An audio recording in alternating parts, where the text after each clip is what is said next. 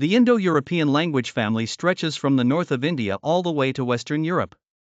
Almost half of the global population speaks an Indo-European language, and that includes you and me. English is an Indo-European language, specifically part of the Germanic branch of the family, along with languages like German, Dutch, and Swedish.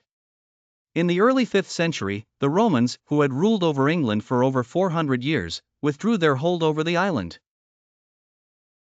Filling this vacuum, a number of Germanic tribes from Denmark and the north of Germany ventured onto the island and slowly replaced the Celtic and Romano-British cultures that had been dominant in the area. Celtic speakers became concentrated in Wales, Scotland, and Cornwall, while the area we now know as England became culturally Germanic.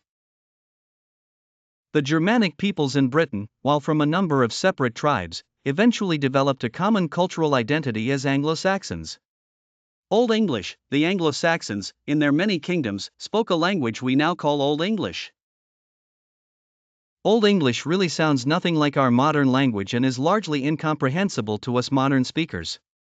Here's an example of the language from the epic poem Beowulf. Wait. We gardina in Geerdigum, Iad Seninga, Arwayum Jeffrenon, Hue Elingas Ellen Fremeden. It's unlikely that any modern English speaker would understand that.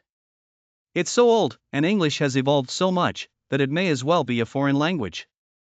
Despite being unrecognizable today, half of our most commonly used words come from this Anglo-Saxon tongue. Words like water, child, ear, talk, and the. Basically, most short simple words come from this Old English language. Old English was not static, no languages ever are, but most of the major changes to the English language through its history came not from within but from without. The first major influx of change to English came with the Viking invasions in the 8th century onward.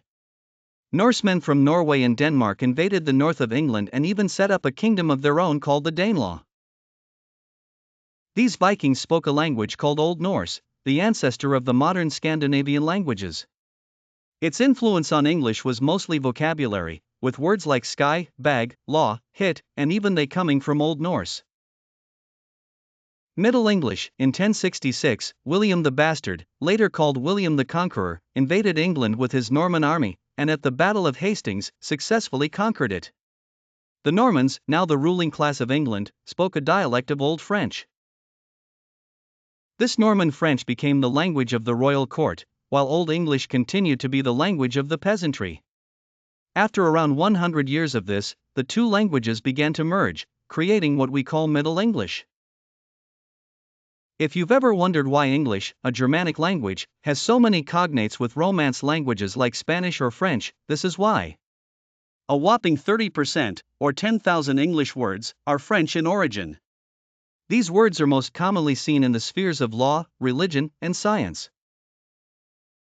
This French connection is also why English has so many synonyms. If you look at an English dictionary, it is almost always much larger than a dictionary of another language. The most famous example of these synonyms comes from the realm of food. In English, we use two different words when referring to an animal and the meat that comes from said animal.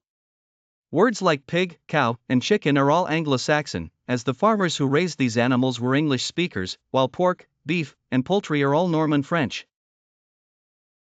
With this influx of French words, as well as a simplification of the grammar rules of Old English, Middle English is one step closer to the language we know today. Still, it is largely incomprehensible to most English speakers.